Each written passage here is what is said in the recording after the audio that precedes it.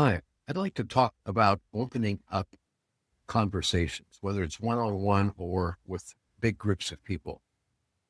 Last week, I used a line from a poem by Kay Ryan where she said, "It takes a courageous person to leave space." I'm paraphrasing that poorly, but the idea is space is very important.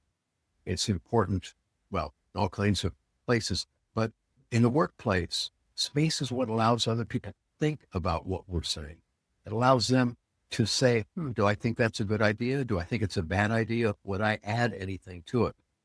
Now, sometimes we're so afraid of our ideas, we just want to keep talking and just inflict what we're saying, but that generally is not a terribly good tactic. So I want to talk about a really elegant and simple way that scientists used to create space.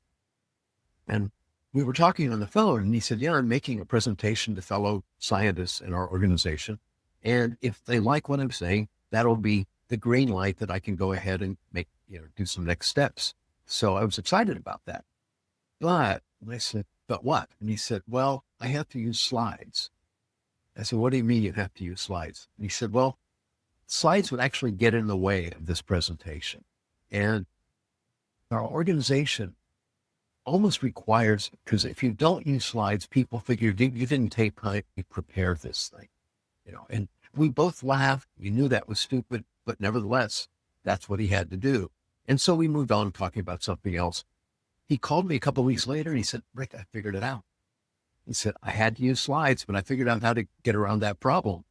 He said, I found that our average hour-long presentation used about 50 slides. We counted 50 slides. And you imagine a scientist or somebody with a highly technical background using slides. It's not going to be a picture of a kitten and two words. There's going to be equations. There's going to be all kinds of stuff. I mean, each slide could be a chapter.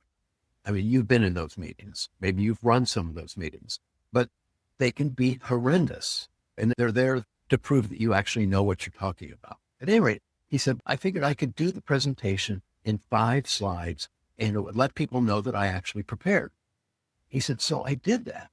And because there was this space, because there wasn't so much on the board, I didn't have to keep reading stuff off the screen, that it gave people a chance to sit back, kind of think, and then sometimes challenge me or add to what I was saying or ask questions. And he said, it turned into a vibrant exchange. And he said, we hold those meetings late in the afternoon, which is just a really hard time to get engagement, let alone just keeping people awake. But here people were actively engaged. And when it was over, they said, hey, that's a really good idea. And some people saying, hey, keep me in the loop on that. That is so simple, but it's something I try to remember, like when I'm making a presentation or working with a client who's making a presentation, to say, what can we remove?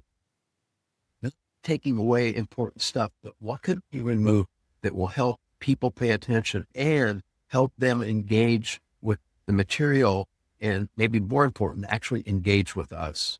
So I really like that story. I try to remember it whenever I'm in a situation like that.